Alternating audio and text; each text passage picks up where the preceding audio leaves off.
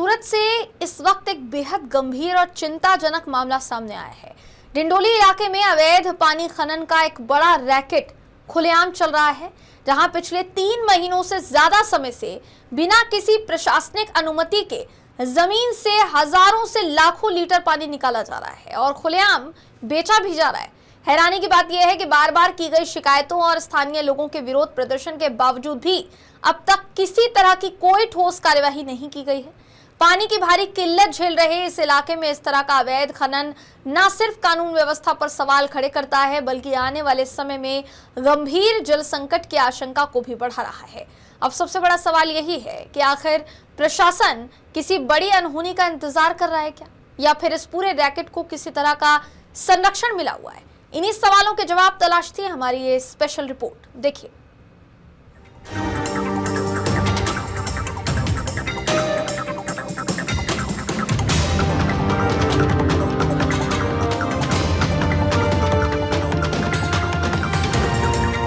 सूरत के डिंडोली इलाके में अवैध पानी खनन का रैकेट बेखौफ तरीके से संचालित हो रहा है। सूत्रों के अनुसार अवैध बोरिंग के माध्यम से जमीन के भीतर से रोजाना हजारों लाखों लीटर पानी निकाला जा रहा है और उसे व्यावसायिक रूप से सप्लाई किया जा रहा है। हैरानी की बात यह है कि यह पूरा कारोबार बिना किसी प्रशासनिक या कानूनी अनुमति के लंबे समय से जारी है, जिससे भूजल स्तर पर गंभीर खतरा मंडरा रहा है। स्थानीय लोगों ने कई बार शिकायतें की हैं, लेकिन अब तक कोई ठोस कार्रवाई न होने से प्रशासन की भूमिका पर सवाल खड़े हो रहे हैं। स्थानीय लोगों ने इस गंभीर मुद्दे को लेकर कई बार अपनी आवाज बुलंद की।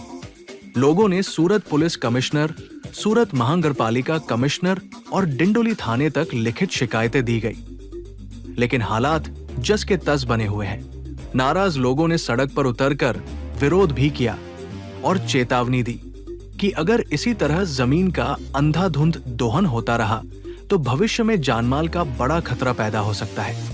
यहाँ पे कुछ समय 3 से 3.5 महीने पहले से कंटिन्यू यहाँ पे हर 2 मिनट के बाद एक पानी का टैंकर निकल रहा है, जिससे आने जाने वाली पब्लिक को बहुत परेशानी हो रही है। हमारी मानसी रेजिडेंसी की तरफ से Surat police commissioner, SMC commissioner, Dindoli police चौकी को एप्लीकेशन दे चुके हैं हम लोग कि इसको बंद किया जाए, क्योंकि पानी निकालना अनलीगल है। क्योंकि हमें लगता है कि जमीन के अंदर से जो पानी निकल रहा है, एक टैंकर 30,000 लीटर का है, तो किसने इसको परमिशन दिया, किसने इसको NOC दिया? क्योंकि एक अपने बोरिंग करने के लिए हमें परमिशन लेनी पड़ती है। हमें नहीं लगता कि सोसाइटी वालों को कि किसी ने इसको परमिशन, अनलीगल ये सब धंधा चल रहा है। सो हमारी तो गुजारिश है कि इसको बंद किया जाए। कि हमारे यहाँ पे जो लोग निकल रहे हैं मानसी रेजिडेंसी के, ये दुर्घटना के शिकार हो रहे हैं। आज भी एक दुर्घटना होते होते बची है। हम तो चाहते हैं कि हमारी जो सरकार है, जो हमारी पुलिस प्रशासन है, कब जागेगा? जब ये दुर्घटना होगी तब जागेगा, जो अपने एक मेंबर को खो देगी परिवार। हो सकता है कि 3 महीने से हुआ नहीं, पर अभी हो जाए। आज बचा है भगवान की दया से। सो हमारी तो गुजारिश है कि इसके ऊपर जल्दी जल्दी एक्शन लिया जाए और इसको बंद किया जाए। कितनी जगह पे आपने इसके खिलाफ में अर्जी और फरियाद की? हमने सूरत पुलिस कमिश्नर और SMC कमिश्नर और डिंडोली पुलिस चौकी को एप्लीकेशन दे चुके हैं, पर कोई कार्रवाई नहीं हुई। अभी हम लोग कल CR पाटिल ऑफिस ही लेटर लेके जाने वाले हैं कि इसको बंद किया जाए।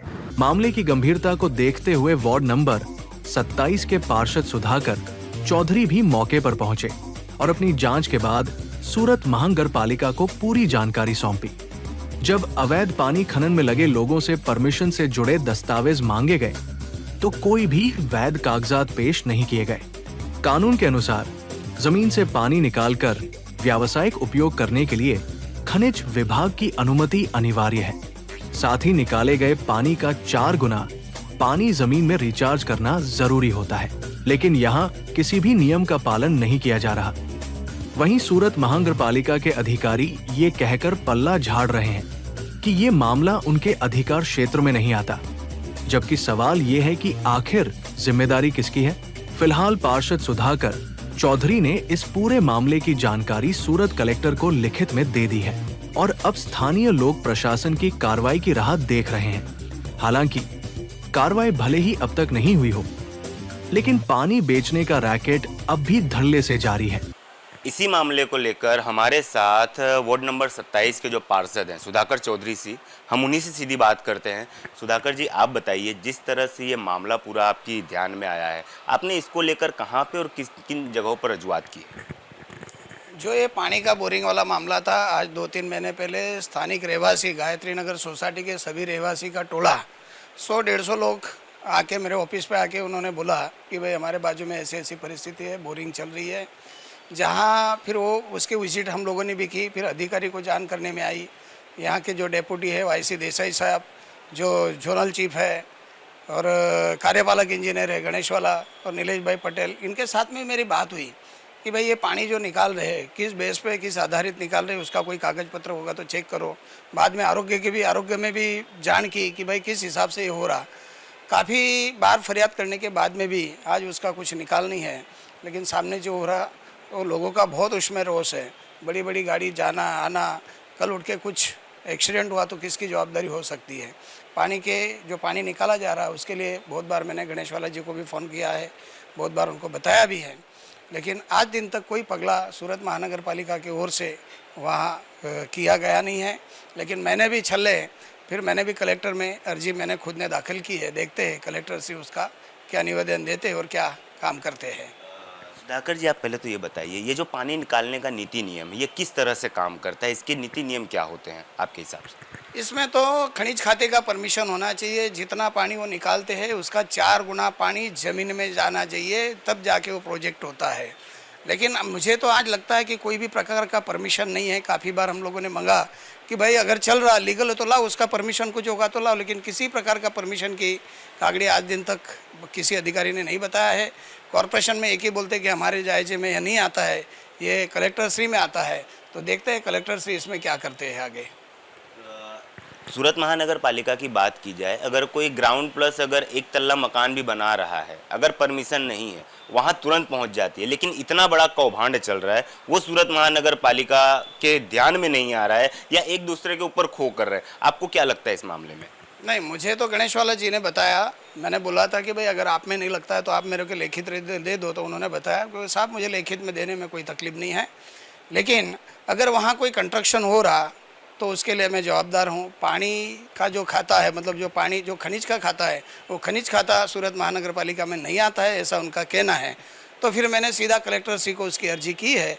कलेक्टर श्री उसका क्या जवाब देते हैं, खनिज खाता उसका क्या जवाब देते हैं, उसकी राह हम लोग देख रहे हैं।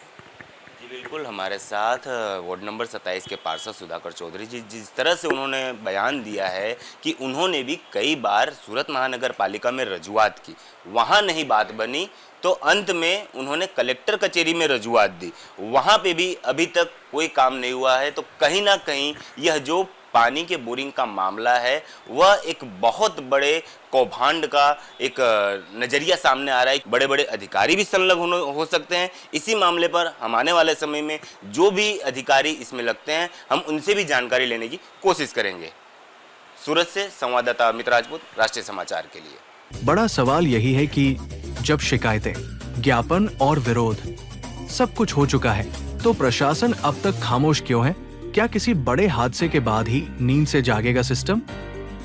अब देखना ये होगा कि सूरत कलेक्टर इस पूरे मामले पर कब और क्या कार्रवाई करते हैं।